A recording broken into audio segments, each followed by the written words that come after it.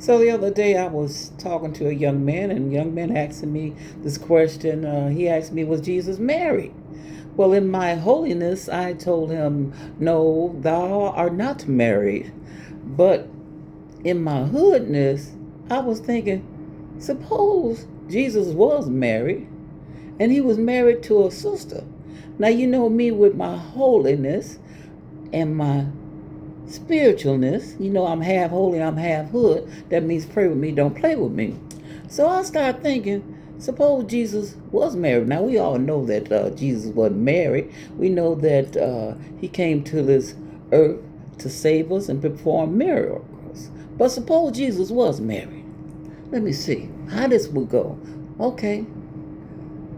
Jesus came home one day from work just as tired, and his wife said, Jesus, you finally home, huh? Where you been? For 40 days. That's a whole lot of overtime.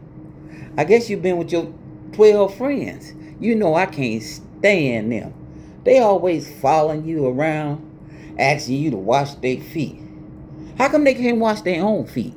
How come they can't go get a pedicure? And there's 12 of them. And they call themselves disciples. Now you know that's a game. Come on now, Jesus. You need to be coming home sometime.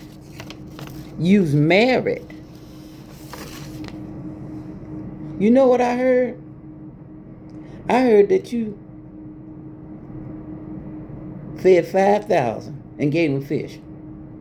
Jesus, when was the last time we had fish? When was the last time we had some tilapia? You always saving folks. You know, you need to stay at home sometime.